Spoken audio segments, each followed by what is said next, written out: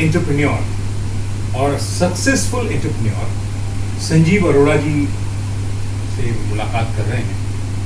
और इन्होंने भी एक नया वेंचर शुरू किया है, देसी फ्लेवर्स रेस्टोरेंट दिल्ली में शुरू किया है। बाकी इनका जो ट्रेडिशनल काम है वो गिफ्ट आइटम्स और स्पोर्ट्स आइटम्स और बहुत सारी उसमें इन्होंने वैरायटी, और इनका अपना एक नाम है, इनका अपना एक ब्रांड है, और हम लोग कई वर्षों से हम लोग जुड़े हुए हैं। संजीव अरोड़ा जी उन पंजाबी फैमिलीज में से हैं, थर्ड जनरेशन इनका, जो पाकिस्तान से माइग्रेट होकर के 1947 के समय कैसा रहा होगा हम लोग को तो सोच करके, हम लोग का तो जन्म भी नहीं हुआ था, उसको सोच करके, उसका चिंतन करके ही एक बड़ा सिहरन सी हो जाती है शरीर में। और प्रधानमंत्री जी ने भी एक संकल्प ले लिया है कि जो अब कॉलोनियल एरा का रहा है उसको हमने वॉश ऑफ करना है। तो इसमें हम संजीव जी हमारे बीजेपी के वरिष्ठ एवं विशिष्ट नागरिक मंच से भी जुड़े हुए हैं। हमारे साथ एक युवा विहान भी हैं, एंटरप्रेन्योर हैं, ये भी इनका काफ़ी वो है एक्सपीरियंस है आईटी सेक्टर का और बहुत सारी चीज़ों का। इन्होंने दिल्ली में इनके जैसे हजारों नहीं लाखों पंजाबीज हैं जिनके फोरफादर्स यहाँ पे पार्टीशन के पीरियड में आए, और इन्होंने स्क्रैच से आकर के दिल्ली में अपने आप को एक खड़ा भी किया, और दिल्ली को भी खड़ा करने में पंजाबी कम्युनिटी का एक बहुत बड़ा हाथ है। एंटरप्राइजिंग, मेहनती, डायनेमिक कौम होते हैं।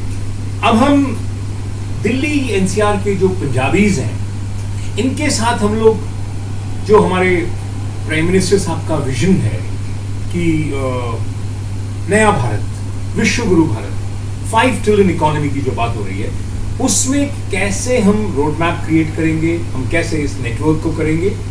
पहले हम हल्का सा संजीव जी के मुंह से ही जानेंगे इन्होंने अपनी स्ट्रगल को यहाँ पे कैसे आए ब्रीफ में, और फिर हम आगे की जर्नी पे हम लोग बात करेंगे। संजीव जी, अभी हम लोग की चर्चा हो रही थी थोड़ा अपने बारे में, थोड़ा अपने परिवार के बारे में, और फिर थोड़ा आप बताएंगे। मेरा नाम संजीव अरोड़ा है और मैं अपनी 4 सिस्टर का इकलौता भाई हूँ।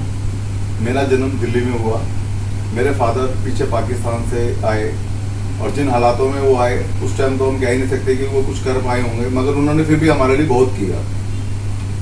और इवन जितने भी मेरे फादर्स थे या फादर्स के ब्रदर थे, सब सर्विस में थे, वो लोग सर्विस कर रहे थे। इकलौता मैं ही अपने परिवार का एक ऐसा सदस्य था कि जिसने सर्विस तो की, पर सर्विस के बाद अपने बिजनेस को स्टैंड किया। मुझे काफ़ी समय लगा, काफ़ी दिक्कतों का सामना करना पड़ा इस बिजनेस को स्टैंड करने में।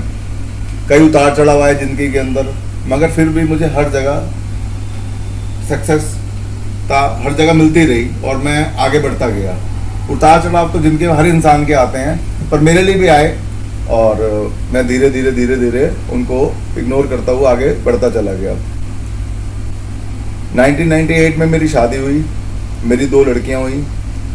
लड़कियों के बाद मुझे और स्ट्रगल करना पड़ा, क्योंकि जाहिर सी बात है कि हर एक इंसान सोचता है जब लड़की होती है तो उसके खर्चे भी बढ़ते हैं, मगर मेरे को अब किसी चीज़ का मलाल नहीं था, और मैं धीरे उस चीज़ को भी कवर करता हुआ लड़कियों के साथ हंसता खेलता मैं आगे बढ़ गया। और फिर मैंने अपने एक बिजनेस को स्टैंड किया।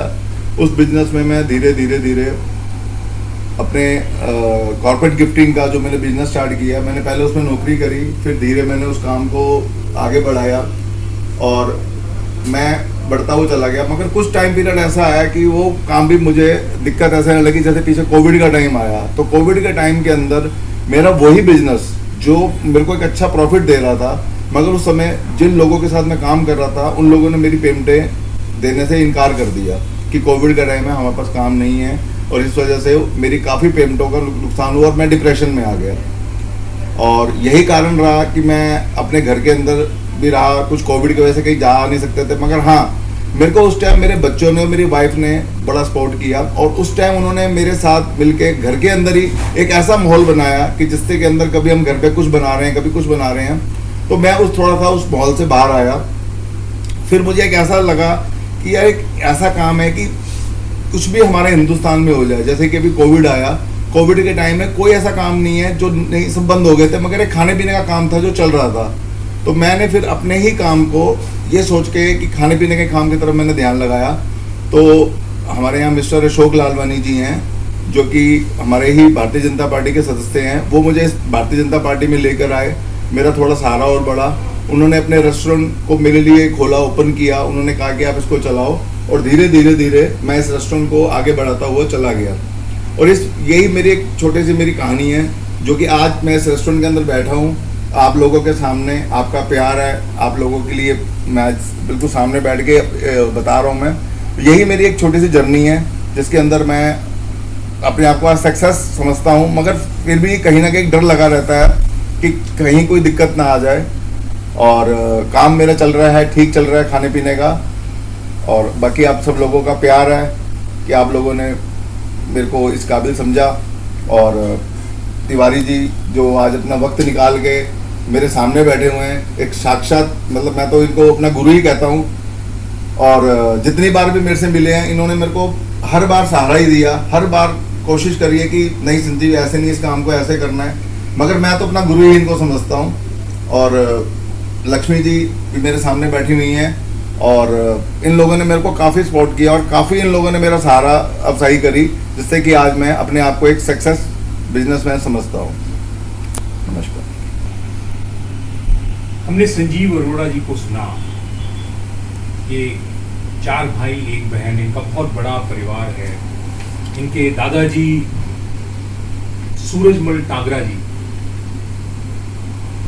वो यहाँ पे आए और ब्रिटिश पीरियड में वो शायद पटवारी थे और उस समय उन्होंने अपना काम किया और परिवार को स्टैंड अप किया। उनके 5 लड़के। ये जो सूरजमल जी है मेरे परदादा जी थे। अच्छा, वो ये आपके परदादा जी? हाँ, परदादा जी, सॉरी। तो ये यहाँ पे आ गए थे? ये नहीं आए थे? ये यहाँ नहीं आए थे। अच्छा, ये टागरी गुरदीता मल, श्री गुरदीता मल टागरा जी आए यहाँ पे, और उनके 5 लड़के और 2 लड़कियां, यानी कि आपके पिताजी हो गए, 4 आपके चाचा ताए हो गए, और 2 आपकी बुआ हो गई। और सब आज की डेट में एक स्टैब्लिश्ड, इनका एक अच्छा खासा नेटवर्क है, बिजनेस है, बड़ी फैमिली हो गई होगी। और इनके भतीजे विहान जी भी हमारे साथ यहाँ पे हैं। और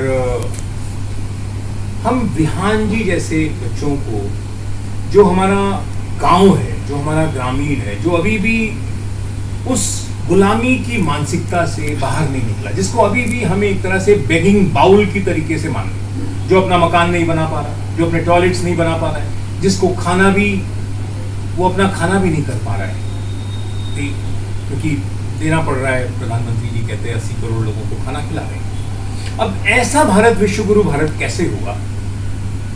इसी सोच में, इसी चिंतन में हम लोग यहाँ की जो संजीव अरोड़ा जी जैसे लोग हैं, इनका एक नेटवर्क क्रिएट कर रहे हैं। और ये इन रूरल इंडिया के साथ में हैंड होल्डिंग करके, अपने स्किल से, अपनी मेहनत से, अपनी टेक्नोलॉजी से, अपना जो फाइनेंशियल सपोर्ट होगा उसके साथ मिल करके एंटरप्राइजिंग इंडिया, फ्यूचर इंडिया की तरफ चलने के लिए ये एक मुहिम है। अरोड़ा जी से हम लोग और समय समय पे मिलते रहेंगे और इस पे और कवर करते रहेंगे। आप कुछ अपना संदेश युवाओं को देना चाहें तो वो आप विशेष दे सकते हैं। मेरा संदेश यही है कि आज की डेट के अंदर जिस तरह से हमने कोविड के टाइम के अंदर एक वक्त गुजारा है, हर एक आदमी उसमें घबरा गया था, मैं खुद घबरा गया था। मगर इस घबराहट को हमें अपने जीवन में स्थायी रूप से नहीं बनाना है, हमें इस घबराहट से बाहर निकलना है। और जितना हम इस घबराहट से बाहर निकलेंगे, जितना हम आगे बढ़ेंगे, उतना ही हमारे आगे काम और रास्ते खुलते चले जाएंगे, हमें ऐसे लोग मिलते चले जाएंगे। अगर हम घर पे बैठे रहेंगे, डिप्रेशन में बैठे रहेंगे, ना तो ऐसे लोगों का साथ मिलेगा, ना ही हम आगे बढ़ पाएंगे। तो मैं तो चाहता हूँ कि मतलब मेरी फैमिली ने मेरे को जिस तरह से मेरे सहारा दिया है, उस तरह से इन लोगों ने कभी मेरे साथ पूरा सहारा रहा है। इन लोगों ने मेरे को वक्त हर तरह से मेरी मदद करी, मेरे साथ रहे। और आज भी मैं समझता हूँ कि अगर हम लोग घर में बैठ के अपने ही आप को कोसते रहेंगे तो उसका कोई फायदा नहीं है। तो मेरी युवा से यही एक प्रार्थना है कि अगर वो किसी वजह से अपने आप को इस काबिल नहीं समझते हैं तो वो घर से बाहर निकलें। आज की डेट में कोई काम छोटा बड़ा नहीं होता, सब काम अपनी नज़र में अच्छे और बड़े हैं। आपको कोई भी काम मिलता है, जब आप घर से बाहर निकलोगे तो आपको रास्ते अपने आप निकलेंगे। यही मेरी आप लोगों से गुजारिश है। बहुत बढ़िया। हमें संजीव अरोड़ा जी जैसे लोगों से सीख लेने की आवश्यकता है। दूसरा, मैं आपकी नॉलेज के लिए बता दूं, हमारा जो गांव रहा है, जो रूरल इंडिया रहा है, वहां पे कोविड एंटर भी नहीं कर पाया, क्योंकि फ्रेश एयर, बढ़िया भोजन, मेहनती लोग, कोविड दूर। कोविड ज़्यादातर सिटीज़ में और कंजेशन में, पोल्यूशन में, जहाँ पे इस तरह से वहाँ पे रहा है। विहान जी, मैं, क्योंकि आप यंग हैं और आपने पूरे इसको सुना है, आप कैसे इस प्रोजेक्ट में अपने आप को देखते हैं और कैसे जुड़ेंगे और क्या आप यूथ को एड्रेस करना चाहते हैं? मैं तो अपनी एक्सपर्टीज़ जितना भी जो भी एक्सपीरियंस मेरा लिविंग एक्सपीरियंस रहा है, I will be more than happy to share that with the people who actually deserve it, like people in the village.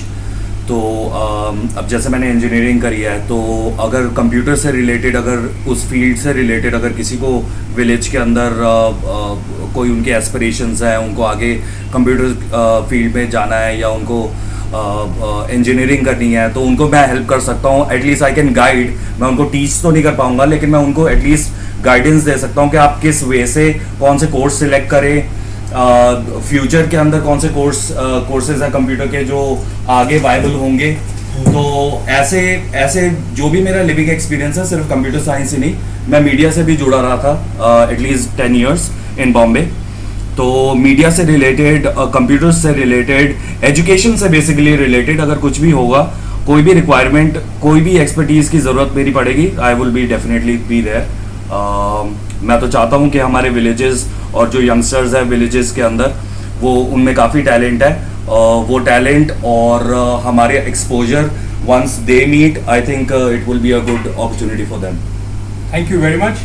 और लोटस टावर टीवी का बहुत बहुत धन्यवाद आज हम लोगों को कवर करने के लिए। थैंक